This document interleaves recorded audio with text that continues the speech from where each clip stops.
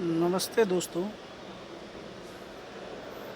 जैसे कि आप अभी जानते हैं कि अभी कुछ दिन पहले 2 दिन पहले की बात है, जब हमारे चीन के साथ में हमारे सैनिकों की झड़प हुई, जिसमें हमारे 20 जवान शहीद हो गए। 20 जवान शहीद हो गए, उन्होंने अपनी शहादत अपने देश के लिए दी।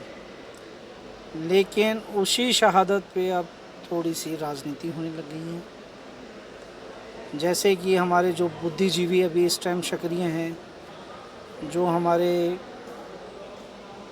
प्राइम मिनिस्टर साहब से जवाब तलब करना चाहते हैं कि आप बताइए कि आप 2 दिन बाद इनकी शहादत पे क्यों बोले।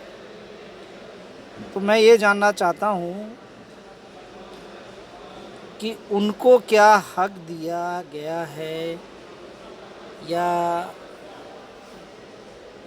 आप और हम इतने गए गुज़रे हो चुके हैं कि हमारे बिहाफ़ पे कोई और बात करे। जब मैं मेरे भारत के लिए मरने मिटने को तैयार हूँ, तो मैं पूछूंगा अपने प्रधानमंत्री से कि आप मुझे जवाब दीजिए कि मेरे 20 सैनिकों को मारने वालों के लिए आप क्या कर रहे हैं।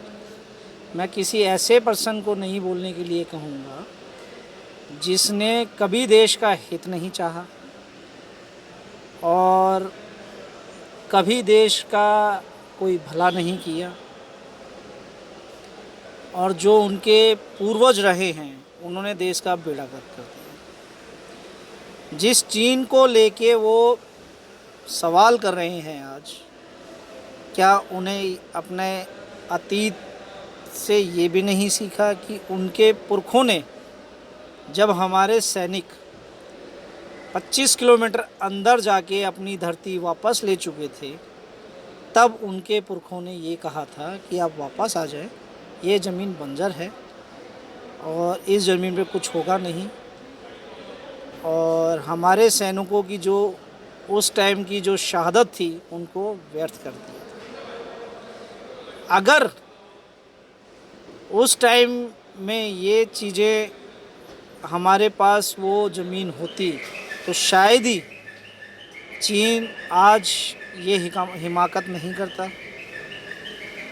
और चीन उसी समय समझ जाता कि अगर मैं इस देश पे हम किसी भी तरह का कोई भी सवालिया निशान खड़ा करूँगा या कुछ भी करूँगा, तो ये मुझे जीने नहीं देगा।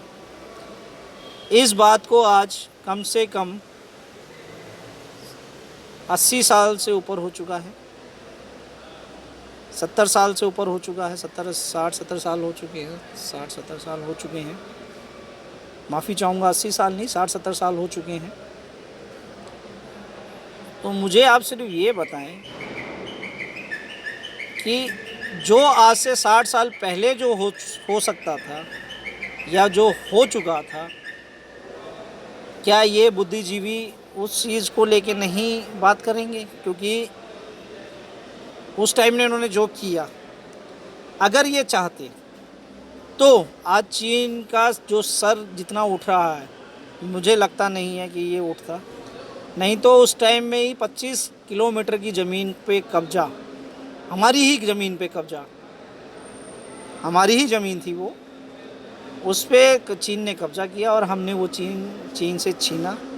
लेकिन हमारे सैनिकों को ये कह के वापस बुलाया गया कि आप वापस आ जाइए, ये बंजर ज़मीन है, इसके लिए हम नहीं लड़ेंगे। तो मैं ये कहना चाहूँगा, हालांकि मैं नाम नहीं लूँगा, आप लोग समझ चुके हैं मैं किसकी बात कर रहा हूँ।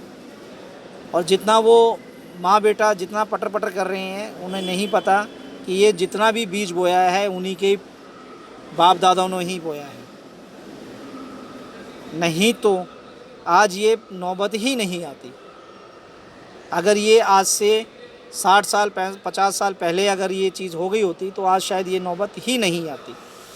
तो ये मैं कहना चाहूँगा उन माँ बेटों को कि ये अपने पुरखों से पूछें, चाहे ऊपर जाएं, चाहे साला ज़मीन खोद के जाएं, चाहे कुछ भी करें, ये उनसे पूछे कि ये उन्होंने क्यों नहीं किया। और हम उनको हक नहीं देते कि हमारे प्रधानमंत्री से वो ये सवाल करें कि हमारे 20 सैनिकों की शहादत के बारे में वो कुछ कहे।